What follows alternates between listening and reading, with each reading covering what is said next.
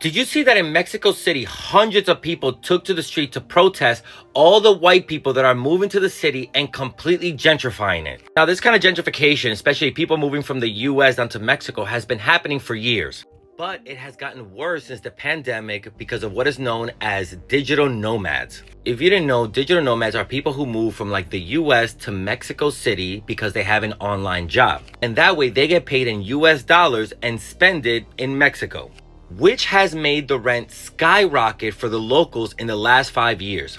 Also, digital nomads don't pay taxes in Mexico. Another thing is that these digital nomads come from places like the US where they could be in Mexico without a visa for 180 days. And sometimes they're going beyond that point. And for anyone who wants to bring up, well, what about people from Latin America who move to the US?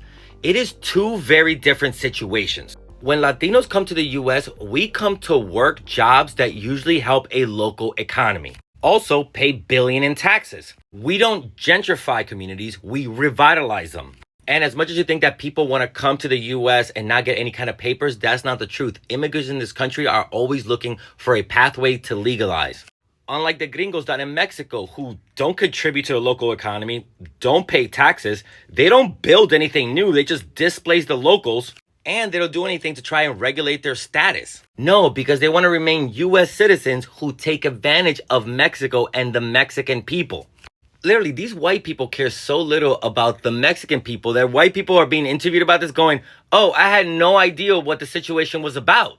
These white people are so oblivious that they don't understand moving to a new place like Mexico City for them means higher costs for locals, higher rent, harder for them to buy food.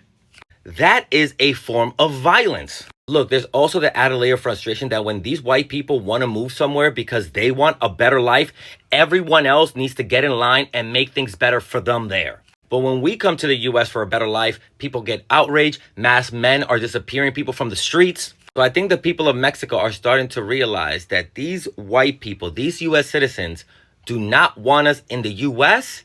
And when they're in Mexico, they want to destroy Mexico. So at the end of the day, it's either white people's way or the fucking highway, no matter where we're at. People are waking up to white supremacy and what it's doing to them all around the world, and they're tired of it.